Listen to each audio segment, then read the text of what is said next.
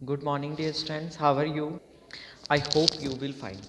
बेटा आज हम स्टार्ट करेंगे new chapter 13 perimeter and area. Perimeter and area क्या होता है?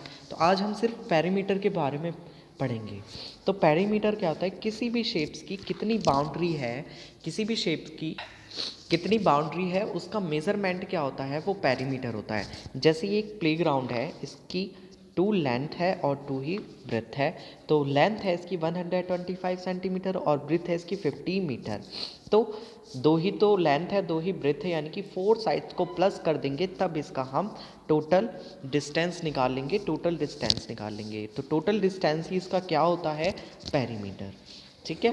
अब the total length around the ground is the perimeter. जो टोटल लेंथ होगी पेरीमीटर की, ग्राउंड की, वो ही क्या होगा? पेरीमीटर होगा। Therefore we can say that sum of length of all side of a figure is called the perimeter. यानी कि कोई फिगर आपको गिवन है, उसकी जितनी भी साइड है उनकी लेंथ का सम कर देंगे, जितनी भी साइड है उनका सम कर देंगे, वो ही क्या हो जाएगा? हमारा पेरीमीटर ऑफ दिस शेप। ठीक। This units perimeter is unit to side, that is metre, centimetre और मिलीमीटर। और इसकी यूनिट क्या होगी? जो साइड की यूनिट होती है वही इसकी यूनिट होती है। दैट इज़ अगर साइड आपको सेंटीमीटर में दी हुई है तो सेंटीमीटर में आएगी। अगर आपको साइड मीटर में है तो पेरीमीटर मीटर में आएगा, और अगर साइड मिलीमीटर में है तो पेरीमीटर मिलीमीटर में आएगा। ठीक है। इसमें मीटर में गिवन है तो पेरीमीटर आपका आया 350 मीटर। अब यहाँ से यहाँ तक आपको कुछ नोट नहीं करना। ठीक है। अब आता है, आपको एक फिगर आती है, आपने स्क्वायर के बारे में तो पढ़ा होगा, स्क्वायर फिगर के बारे में। ठीक है। जिसकी 4 साइड इक्वल्स होती हैं वो होता है हमारा स्क्वायर। तो स्क्वायर, पेरीमीटर ऑफ स्क्वायर का पेरीमीटर कैसे निकालते हैं? देखो, 4 साइड्स हैं, 4 साइड को प्लस कर दो। 6 + 6 12 + 6 18 और 6 24। तो इसका पेरीमीटर कितना आया? 4 साइड को इन्होंने प्लस कर दिया तो आ गया 24। ठीक है। बट हम सिंपल फॉर्म में कैसे इसको, फॉर्मूले से कैसे हम बता सकते हैं? 10 perimeter of a square is equal to 4 multiply side. Perimeter of a square is equal to 4 multiply side. तो बेटा आपको ये हेडिंग डालनी है, पेरीमीटर ऑफ ए स्क्वायर। अब ध्यान से सुनो, आपको नोटबुक में ये वाली हेडिंग डालनी है। पहले चैप्टर का नाम लिखोगे, पेरीमीटर ऑफ एरिया लिखोगे। ठीक है। फिर डालोगे पेरीमीटर ऑफ स्क्वायर, ये वाली हेडिंग डालोगे ऊपर, और उसके नीचे फॉर्मूला लिख दोगे, perimeter of a square is equal to 4 multiply side.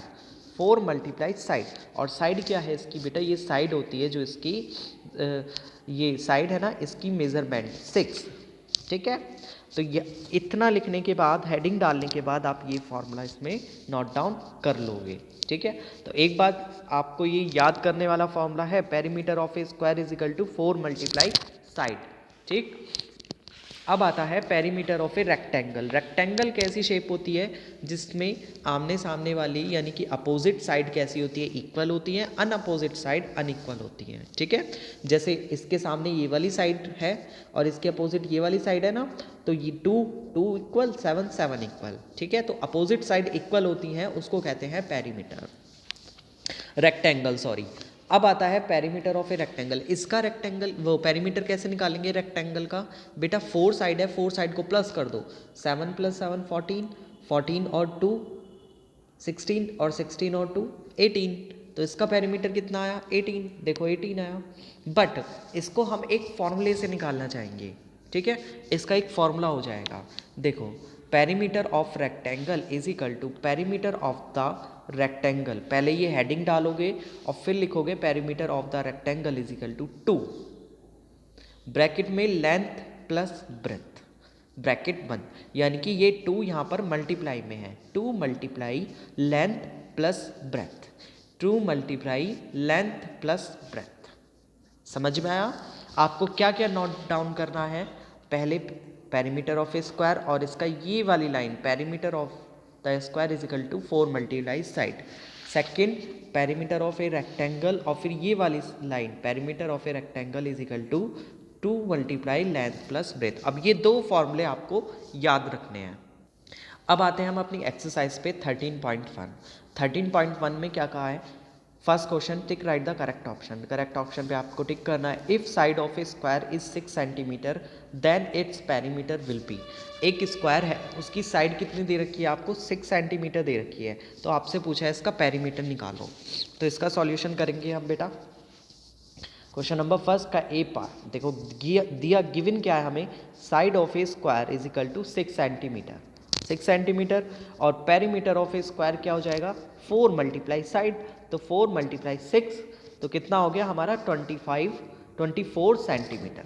Perimeter of a square कितना हो गया? 24 सेंटीमीटर। यही हमारा आंसर आ गया। ठीक, सेकेंड क्वेश्चन पढ़ो। If perimeter of a square is 64 centimetre, इस बार क्या गिवन है आपको? पेरीमीटर गिवन है। Then its side will be, और आपसे पूछा क्या है? साइड पूछी है। तो देखो, perimeter of a square is equal to 64 centimetre. अब हमने लेट कर लिया, let side of a square is equal to a, यानी कि जो स्क्वायर है उसकी साइड कितनी है? ए। अब देखो, स्क्वायर इस टाइप का होता है, उसकी एक साइड ए है तो चारों साइड ए होगी ना, है नहीं? चारों साइड ए होगी, तो पेरीमीटर ऑफ ए स्क्वायर क्या हो गया? फॉर्मूला लिख रहे हैं पहले इसमें बेटा, ये ध्यान रखो, ये फॉर्मूला लिखा है। Perimeter of a square is equal to 4 multiply side. Perimeter of a square is equal to 4 multiply side. ठीक है, तो ये साइड रखी है। अब देखो, आपको क्वेश्चन में गिवन कितना है? Perimeter of a square 64 centimetre given है, तो पेरीमीटर ऑफ ए स्क्वायर लिख दिया 64 सेंटीमीटर। और अकॉर्डिंग टू फॉर्मूला अब वो होता क्या है? 4 मल्टीप्लाई साइड, तो ये भी हमने इक्वल रख दी। अब देखो, आपको क्या करना है?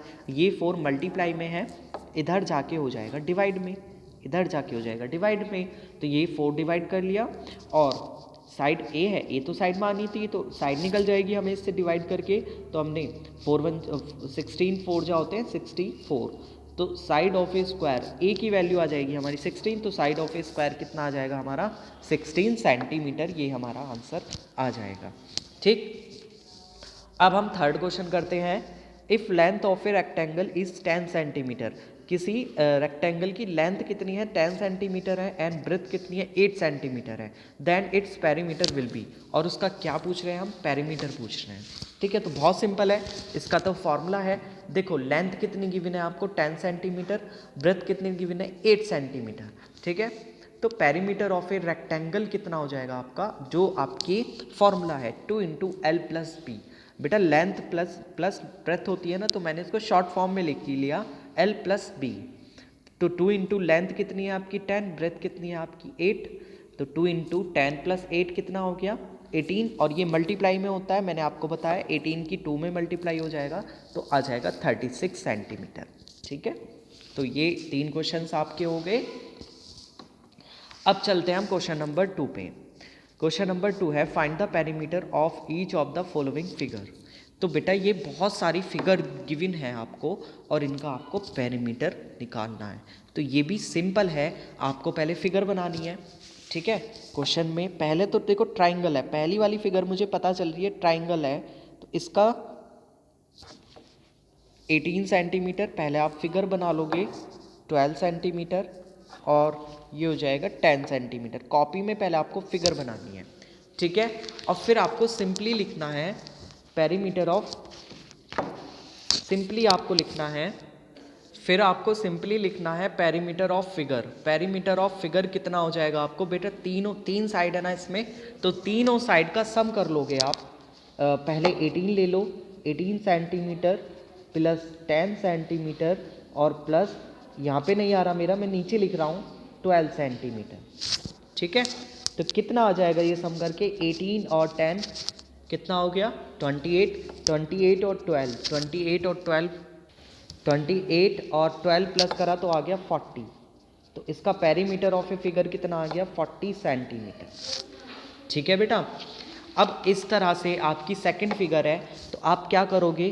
पेरीमीटर ऑफ फिगर, और इतनी साइड गिवन है आपको 11, perimeter of a figure is equal to 11 plus 3 centimetre plus 5 centimetre plus 10 centimetre plus 8 centimetre. ठीक है, सबको प्लस कर दोगे, आ जाएगा।